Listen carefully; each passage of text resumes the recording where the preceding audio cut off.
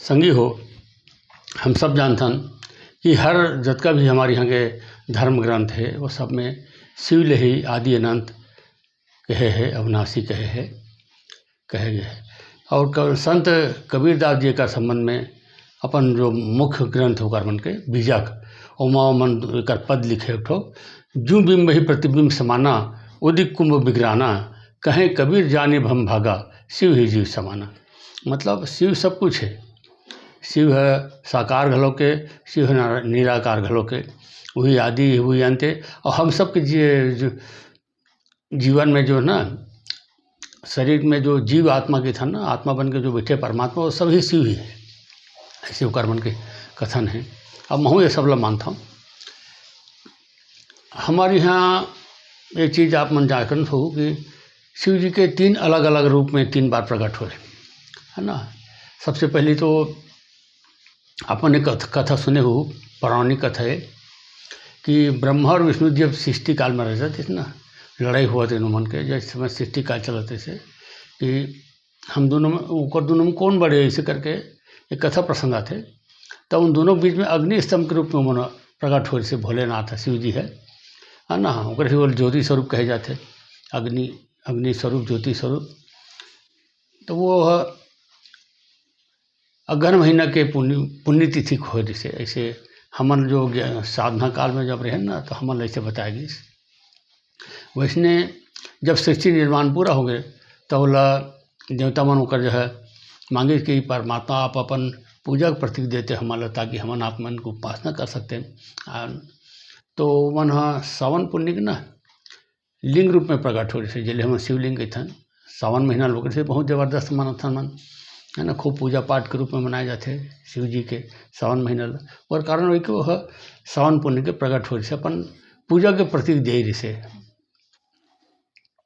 और ओकर बाद फिर जीवन दर्शन देवर ना मना जटाधारी रूप में घलो कैसे, ये महाशिवरात्रि कैसे हमला जो ज्ञान मिली, हमारा जो बताएगी सोकर अनुसार से अपन जीवन दर्शन दे, इसके लोगन ला कैसे जीवन जीना चाहिए, जीवन दर्शन लोगन ला ओकर जीवन दर्शन दे पर मन जटाधारी रूप में घलो ऐसे ओकर मन कि 3 अलग अलग बार में इस मन। सबसे पहले ज्योति स्वरूप में जल अग्नि स्तंभ के थन, ओकर बाद लिंग रूप में जल पिंड घलो के थे, प्रतीक के थे, शिव प्रतीक के थे, शिव पिंड के थे वो रूप में, और फिर जटाधारी रूप में। ऐसे 3 अलग अलग बार ओकर मन के आगमन हो ही हैं। ओकर से 3 महत्वपूर्ण पर्व मनाए जाते। सावन ला पूरा तो भरपूर मनाए जाते, पूजा या प्रतीक देते कैसे थी। ओकर बाद अगहन ला घलो कुछ नहीं मनाते। फिर शिवरात्रि ला तो अपन जानते छो, महाशिवरात्रि अद्भुत मनाए जाते।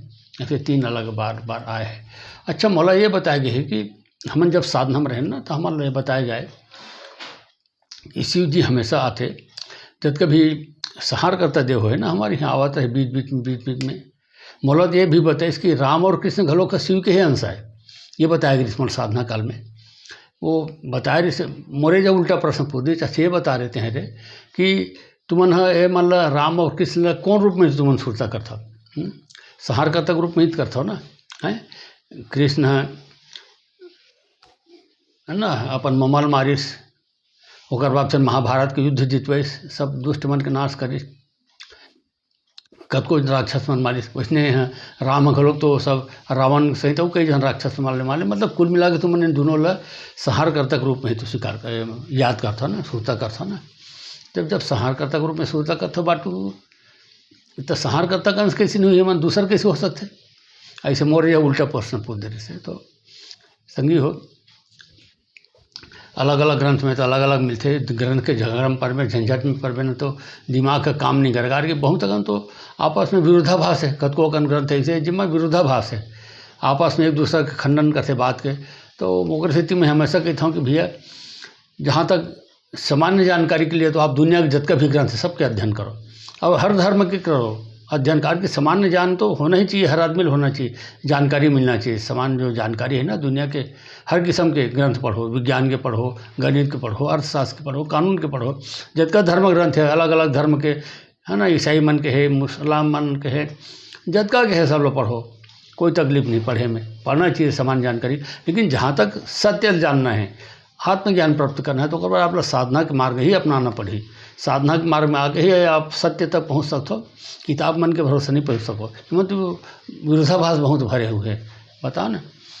मैं जन कहता हूँ ना हमेशा कि साधना के माध्यम से आत्मज्ञान प्राप्त करते कर, यही कारण है। तो हमारा शिव जी के ऊपर चर्चा करेंगे। शिव जी समाना कबीर साहब के बहुत प्रमुख ग्रंथ है, वो है बीजक है। इमा उमान लिखे है, जूं बिंब ही प्रतिबिंब समाना, उदित कुंभ बिगराना, कहीं कबीर जाने ब्रह्म भागा, शिव जी समाना। कब को संगी बने कहते कि कबीर साहब तो निराकार के उपासक रहे थे, है ना। तो हकीकत में शिव कबीर साहब ठीक ही निराकार के उपासक रहे, मैं मानता हूँ। लेकिन उन्होंने साकार लगभग वही कहा है, जो साकार है वही निराकार है। उन्होंने जो बोलिस ना, जीव बिंब ही प्रतिबिंब समाना, मतलब जैसे सागर है, जैसे ना भाई समुद्र में जो छतले हुए पानी है ना, वो निराकार है।